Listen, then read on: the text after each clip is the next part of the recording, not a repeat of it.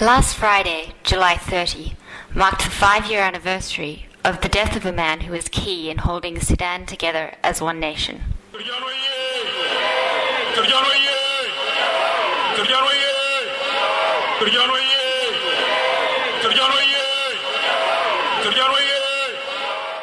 Former rebel leader John Garang was killed in a helicopter crash just 3 weeks after being sworn in as Sudan's first vice president in a deal to bring peace to Africa's largest country. Today, Sudan stands on a precipice of partition and perhaps a return to all-out war. I attended one of the many commemorations of his death that took place across Khartoum on Friday night. The phrase heard repeatedly among the crowd that gathered began, "If only Dr. John were alive." The Sudanese government, led by indicted war criminal President Omar al-Bashir, will be reluctant to let South Sudan secede, regardless of what its people might vote in the upcoming 2011 referendum, a referendum that was promised to them by the 2005 Comprehensive Peace Agreement that Garang had signed with the government. The best chance of peace that the Comprehensive Peace Agreement offered hinged on Garang's vision of the period between the 2005 signing of the agreement and the 2011 referendum being used to convince Southerners of the benefits of a unified new Sudan. But the ideal of a unified and democratic Sudan seems, for all practical purposes, to have died along with Garang. If he would have been alive, there will be a lot of changes in Sudan's life entirely.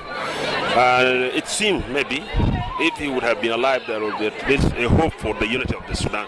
But now people reach to the stage that Sudan will not be one against. And if Dr. John would have been present, I think so, there would then be at least a sort of a unity in the country. Many here are too young to remember Garang himself.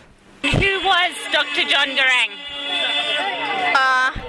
Salam and loving for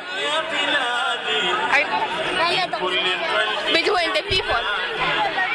Like many taken before their time, Garang's faults had been papered over since his death. He was never universally supported by fellow Southerners, and his dictatorial style was rightly criticized. But for all that, his bull-headed commitment to a unified new Sudan, inclusive of the areas marginalized by Khartoum's ruling riverine elite, made him the only person genuinely prepared to lead Sudanese citizens to a peace so long out of reach. Yasir Arman, head of the SPLM's northern sector, spoke on Friday night about Garang's vision. He too seemed to believe that the promise of a unified Sudan was lost along with Garang, but nevertheless told the crowd that Garang's vision was needed, even if the country splits in two next year. The struggle for a new Sudan will continue whether there is separation or unity, he said.